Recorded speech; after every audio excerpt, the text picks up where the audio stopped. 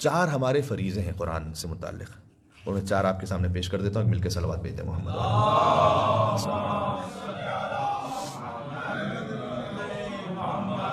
سب سے پہلا فریضہ تو قرآن کے سلسلے میں تلاوت، سب سے پہلی بات ہی تلاوت ہے۔ اب ہے وہ مسلمان جسے تلاوت نہ آتی ہو یا تلاوت آتی اور وہ نہ کرے۔ ایک مصر میں حرم ہے نفیسہ بی بی کا، امام حسن علیہ السلام کی ذریت میں سے 6000 ختم قرآن کیے۔ میں انسپریشن کے لیے سنا رہا ہوں کہ مثلاً کہاں تک گزرا ہے تاریخ میں۔ جب ان کی وفات ہوئی تب بھی اس وقت روزے سے تھی اور قرآن پڑھ رہی تھی۔ سب سے بنیادی ترین وظیفہ تو تلاوت ہے۔ آپ تلاوت کریں گے، اس کا ترجمہ پڑھیں گے، تو سب سے پہلا بیسک فریضہ ہے۔ جب رات کا وقت ہوتا ہے تو ہم آسمان کی جانب دیکھتے ہیں تو سٹارز ہمیں نظر آتے ہیں، ملائکہ بھی زمین کی جانب دیکھتے ہیں تو انہیں بھی کہیں کہیں سٹارز کی طرح روشنی نظر آتی ہے۔ یہ حدیث سنا رہا ہوں تو وہ اللہ تعالیٰ سے پوچھتے ہیں کہ پروردگار یہ کون سی روشنی نظر آ رہی؟ کہیں تمہیں وہ روشنی نظر آ رہی جس گھر میں بھی قرآن پڑھا جا رہا ہے۔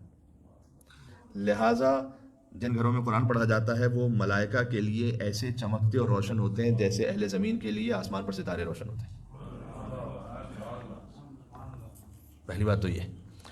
سورہ مزمل غور کیجئے، سورہ مزمل 20 آیات کا مختصر سورہ ہے، رات کو پڑھنے کے لیے بہت زیادہ تاکید ہے۔ حدیث میں ہے کہ جو سورہ مزمل کو رات میں پڑھنے کا عادی ہو جائے اللہ اس کی زندگی کو پاکیزہ بنا دیتا ہے۔ اس لیے رات میں سورہ مزمل کو پڑھنے کی عادت رکھیں۔ اس میں احکامات ہیں، حضور کے سلسلے کے لیے احکامات ہیں کہ حضور نے رات میں کیا کیا کرنا ہے۔ مثلا حضور سے فرمایا گیا کہ آپ قرآن کی تلاوت کیجیے، آپ نماز شب پڑھیے، رات کو اس طرح سے گزاریے۔ آخری جو آیت ہے وہ ہمارے لیے کہ ہم نے کیا کرنا ہے، اس میں نماز قائم کرو، زکوٰۃ ادا کرو، جو سارے احکامات ہیں اس میں 2 مرتبہ فقرؤ ما تیسر من القرآن، پڑھو قرآن کو جتنا بھی میسر ہو جائے۔ یہ بہت اچھی اور لطیف بات ہے اللہ سبحانہ وتعالیٰ قرآن میں کہ جتنا آسانی سے تمہیں میسر ہو جائے پڑھو۔ تو ایک حدیث میں فرمایا کہ جو 10 آیتیں پڑھے اللہ تعالیٰ اسے غافلین میں شمار نہیں کرے گا۔ مثلا 10 بھی پڑھو، چاہے 10 آیتیں کیوں نہ ہو، چاہے آپ اپنے اور امور میں مصروف ہیں۔ اور ساتھ میں حضرت سلمان بیان فرماتے ہیں، حضرت سلمان جو کہ محرم بیت فاطمہ ہیں سلام اللہ علیہ، تو ان کا بی بی کے گھر پہ آنا ہے، تو کہتے ہیں کہ میں نے دیکھا سیدہ کون سلام اللہ علیہ وہ چکی بھی پیس رہی ہیں اور اپنے بچے کو بھی سنبھالا ہوا ہے انہوں نے، اور قرآن پڑھ رہی ہیں، یعنی بچوں کی پرورش بھی ہے اور گھرداری بھی ہے اور ساتھ میں قرآن کی تلاوت بھی ہے۔ تو اس سے سمجھ میں آتا ہے کہ اپنے امور کو ساتھ انجام دیتے دیتے بھی آپ اگر قرآن پڑھ رہے ہیں تو وہ بھی مطلوب پروردگار ہے۔ تو ایک تو سب سے پہلی بات ہے تلاوت، دوسرا ہے تدبر، افلا یتدبرون القرآن ام علی قلوب اقفالها۔ تدبر کا مطلب ہے کہ آپ ایک آسان سا ٹرانسلیشن دیکھ سکتے ہیں۔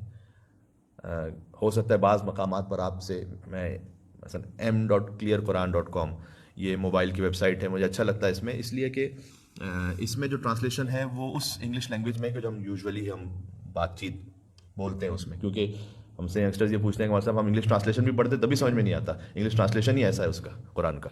تو یہ جو ٹرانسلیشن ہے یہ نارمل گفتگو کے لیے، البتہ آپ نے اس سے کوئی اپنے لیے فقہی نتیجے کو اخذ نہیں کر لینا، کیونکہ ہم نے تو ابھی ایک آیت پڑھی ہے، اس ایک آیت کے بھی اس نے جو ترجمہ کیا اس کو دیکھا، یہاں سے آپ نے اپنے لیے اخلاقی نکات کو حاصل کرنا ہے، ان انسپریشنز کو حاصل کرنا ہے۔ فقہی مسئلہ حاصل ہوتا ہے جب آپ قرآن کی تمام آیتوں کو دیکھ لیتے ہیں، ہزاروں حدیثوں کو دیکھ لیتے ہیں، اس سلسلے میں امام کے احکامات کو تب جا کر، تو فقہی معاملے کے لیے آپ ڈائریکٹ اس سے استنباط نہیں کر سکتے، لیکن ہاں اپنے طور پر اخلاقی نصیحتوں کو آپ حاصل کر سکتے ہیں اس سے۔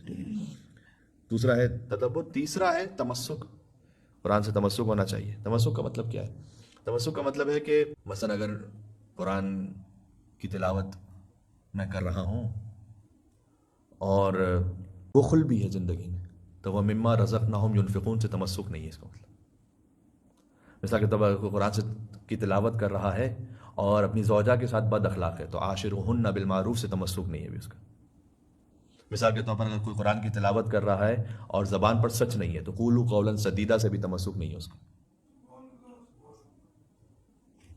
مثال کے طور پر اگر کوئی قرآن پڑھ رہا ہے لیکن دوسروں کی زندگیوں میں جھانکتا رہتا ہے تو لا تجسسوا سے بھی تمسک نہیں ہے اس کا۔ مثال کے طور پر اگر کوئی قرآن پڑھ رہا ہے لیکن دوسروں کے بارے میں بدگمان رہتا ہے بہت تو ان بعض الظن اثم سے تمسک نہیں ہے اس کا۔ کہ بعض زن جو ہے گناہ ہوتے ہیں. یہ ہے تمسک. تلاوت، تدبر، تمسک اور پھر تعلیم. تعلیم کا مطلب ہے کم از کم اپنے بچوں تک اسے پہنچانا، دوسروں کو سکھانا، جس میں سب سے پہلے ڈیوٹی آتی ہے ہمارے اپنے گھر والوں کی. حیف ہے کہ بسا اوقات ہم مدرسے میں بھی کچھ بڑی ایج کے اور بڑے گریڈز میں بچوں کو دیکھیں اور قرآن نہ پڑھ پائیں. وہ اس کا مطلب یہ ہے کہ ان کے پیرنٹس نے ان کے لیے باقی چیزوں میں شاید اہتمام کیا ہو لیکن قرآن پڑھنا بھی نہیں سکھایا. تو اب الحمدللہ صورتحال پہلے سے کچھ بہتر ہو گئی ہے. یہ بھی I must say this کہ پہلے سے کچھ نہ کچھ بہتر صورتحال ہے. پہلی ڈیوٹی جو ہے وہ خود حدیث میں جو بیان کی گئی ہے کہ ایک باپ کی اپنی اولاد کے سلسلے میں جو ڈیوٹی ہے اس میں یہ کہ اس کا اچھا نام رکھے، اس کو ادب سکھلائے اور اسے قرآن کی تلاوت سکھلائے. تو یہ اس کو آنا چاہیے. اور اگر اس میں پیرنٹس کی کوتاہی ہے تو اس کا مطلب ہے کہ وہ ذمہ دار ہیں. تو یہ 4 فریضے ہو گئے اور 4 صفات ہو گئی قرآن کی. اللہ سبحانہ و تعالیٰ ہمیں قرآن ناطق امام زمانہ علیہ السلام سے متمسک بھی فرمائے اور ان کے ظہور میں تعجیل فرمائے.